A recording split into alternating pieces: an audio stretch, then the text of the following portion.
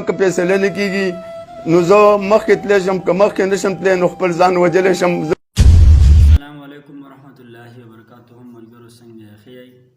دا ویډیو ګورئ جی ډېره عبرتناکه ویډیو ده او ډېر ظلم شوی دی دې سړي سره.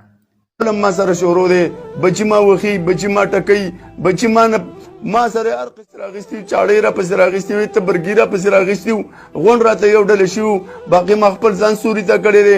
د هغه ځینه ما کډه اوچته کړې ده، په ګډبنو کلي کې مې ایښې ده. په ګډبنو کلي کې زه په یو غریبه کوټه کې پروت یم، که چوپړی ده، که کونډړه ده، که چوپړی ده، که ګدی ده، زما پکې وخت پاس کېږي.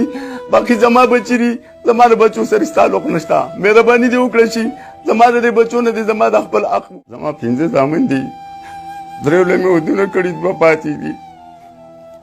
هغوی چې کوم دی ما سره ظلم کوي، زه یې د کور ایستلی یم، زما په کور کې څه نه مني.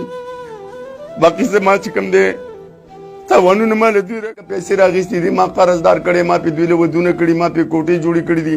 13 کم 14 لکه روپۍ زما په کور کې بندي دي. باقي چې کوم دی ما سره ظلم کېږي، چېرې زما که فیصله نه کېږي نو زه مخکې تللی شم، که مخکې نه شم تللی نو خپل ځان وجلی شم.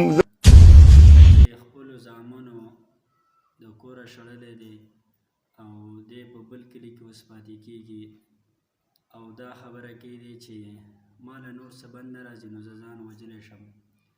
دا ویډیو مکمل وګورئ جي، ډېر سبق په دې کې پروت دی او په دې باندې شیخ عبدالمجید صاحب حفظه الله تعالی بیان کړی دی لونی. نه یو پلار بل ورځ باندې خودکشي کوله، کسانو بیا نیولی دی، تپوس دې شوی دی اخر څه شي مجبوره کړی ته په خودکشۍ باندې؟ د پلار الفاظ دا دي: ټول عمر مې د بچو لپاره بهر ملک کې وګټله، کله چې په خپلو خپو باندې ودرېدل اوس ما په کور کې نه پرېږدي او ما له خرچه هم نه راکوي. زه مجبوره شویم دې ته چې زه ځان ته خودکشي وکړم. زما نو دا کوم اسلام دی؟ هغه پلار چې دای په باره کې زما نبي ویلي الوالد اوسط ابواب الجنه، پلار خو د جنت منځنۍ دروازه ده. فإن شئت فحافظ عليها، که ستا خوښه یې د دې حفاظت وکړه، وإن شئت فضيعها، او که ستا خوښه یې ضایع کړه. مور او پلار خو هغه دي چې نبي صلی الله علیه وسلم فرمایلي لا يدخل الجنة عاق لوالديه، هغه سړی جنت ته نشي داخلېدلی چې کوم سړی د مور او پلار نه عاق دی. هغه کس چې د هغه په ژوند کې مور او پلار دواړه یا یو بوډاوالي ته ورسېږي، د هغې په وجه دی جنت ته داخل نشي، دا سړی د الله هلاک کړي. جبریل علیه السلام خیرې کوي، دعا امین په نبي صلی الله علیه وسلم وایي کوم کس چې د مور او پلار په بوډاوالي کې خدمت نه کوي، د هغې حج خوراک ته برداشت کوي، د هغې حفاظت نه کوي، دا سړی د هلاک او تباه شي. نن زموږ معاشره دې حد ته ورسېدل چې پلار او مور دا به د کور نه ایستلی کېږي.